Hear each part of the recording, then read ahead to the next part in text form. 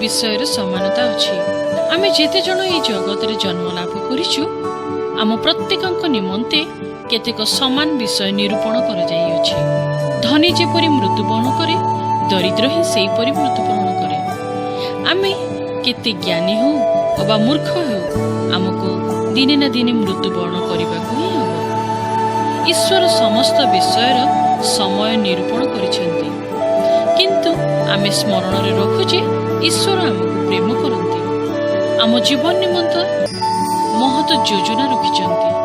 सी आमको आनंद और शांति देवाकू चाहती, किंतु दुखर विषय आमे ईश्वर को इच्छा अनुजाई आनंद पाइबा निमंते चेष्टा न करी मानवीय चिंता अनुजाई करिथाउ। जगतर विभिन्न विषय मध्यरे आमे अनेक आनंद पाइबाकू चेष्टा करूछु, किंतु आमे जानि पारि न थाउ जे ए समस्त विषय केवल आमको क्षणिक शांति और आनंद दे पारिबो।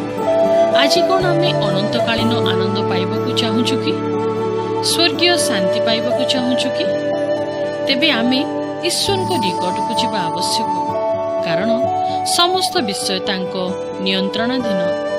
से आकाश तले सबु विषयर समय निरूपण करियछंती।